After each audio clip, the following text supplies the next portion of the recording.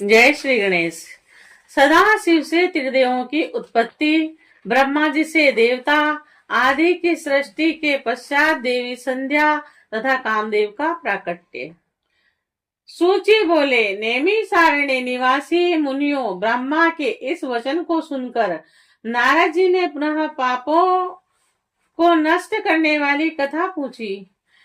नारद जी बोले, हे विदे, हे महाभाग, हे महाप्रभु, आपके मुख कमल से कही जाने वाली कल्याण कारिणी कथा को सुनकर मैं तृप्त नहीं हो पा रहा हूँ। हे शिव सृष्टा सती की कीर्ति से युक्त शिव जी के कल्याणमय तथा दिव्य उस संपूर्ण चरित्र को कहिए, मैं उसे सुनना चाहता हूँ।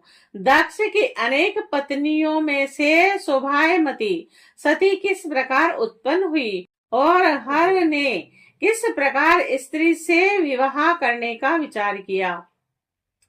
पूर्व काल में सती ने दक्ष पर क्रोध से किस प्रकार अपने शरीर का त्याग किया और पुनः किस प्रकार हिमालय की कन्या पार्वती हुई और किस प्रकार से प्रकाश में आई।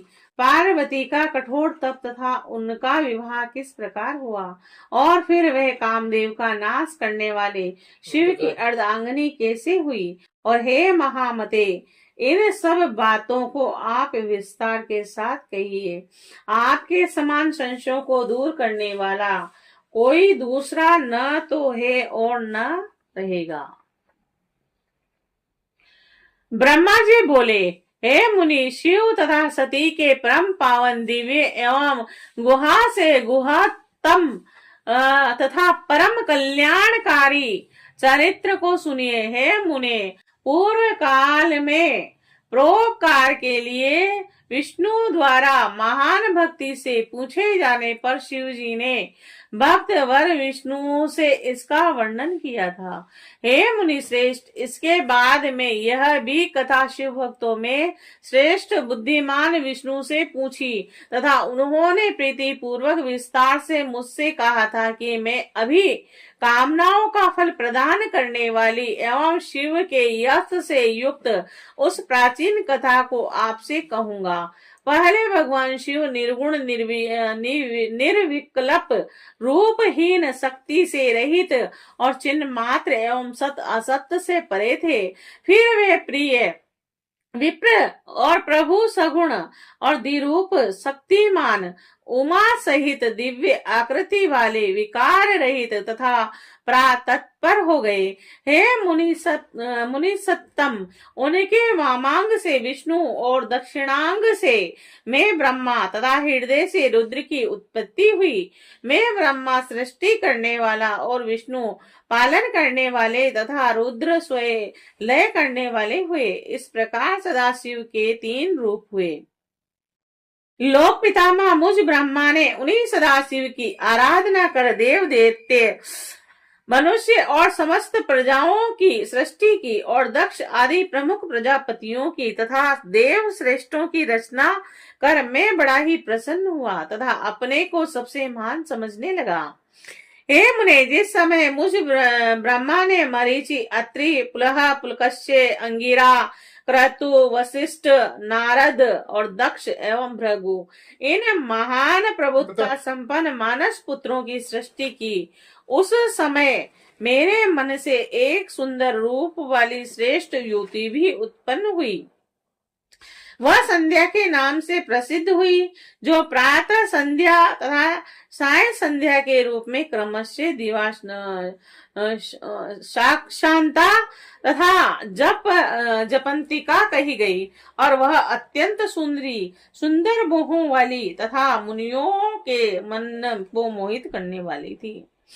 संपूर्ण गुणों से युक्त वैसी स्त्री देवलोक, मृत्युलोक और पाताल लोक में न उत्पन्न हुई और न है और न तो होगी। वह संपूर्ण गुणों से परिपूर्ण थी। उस कन्या को देखते ही उठ करके उसे हृदय में धारण करने के लिए मैं मन से सोचने लगा और दक्ष तथा मरीचि आदि लोक सृष्टा मेरे पुत्र भी सोचने लगे कि हे मुनि सप्तम, मैं ब्रह्मा अभी इस प्रकार सोच ही रहा था कि उसी समय एक अत्यंत अद्भुत और मनोहर मानस पुत्र उत्पन्न हुआ। हे तात, वह पुरुष तब स्वर्ण के समान कांति वाला, स्थूल वक्ष स्थल वाला और सुंदर नासिका वाला, सुंदर तथा गोल उर कमर जंघा वाला, काले तथा घुंघराले बालों वाला, आपस में मिली हुई भुवों वाला, पूर्ण चंद्रमा के समान मुख वाला और कपाट के समान विस्तीर्ण छाती वाला, रोम राजित से सुशोभित, बादल पर्यंत ऊंचे गजराज के समान आकृति वाला, महास्थूल तथा नील वर्ण का सुंदर वस्त्र धारण किए हुए, रक्त वर्ण के हाथ, नेत्र, मुख, पैर और उंगलियों वाला, पतली कमर वाला, सुंदर दांतों वाला और मतवाले हाथी की सी गंध वाला, खिले हुए कमल के पत्र सदृश नेत्रों वाला, अंगों पर लगे हुए केसर से नासिक को तृप्त करने वाला, शंख के समान गर्दन वाला और मछली के चिन्ह से अंकित ध्वजा वाला, अत्यंत ऊंचा मकर के वाहन वाला और पुष्पों के 5 बाणों से युक्त, वेगवान पुष्प धनुष से सुशोभित, कटाक्ष पात से अपने नेत्रों को घुमाते हुए मनोहर प्रीति वाला, सुगंधित श्वास से युक्त और संसार रस श्रृंगार रस से सेवित था। उस पुरुष को देखकर मेरे दक्ष आदि पुत्रों का मन आश्चर्य से भर गया और वह उसे जानने के लिए अत्यंत उत्सुक हो गए।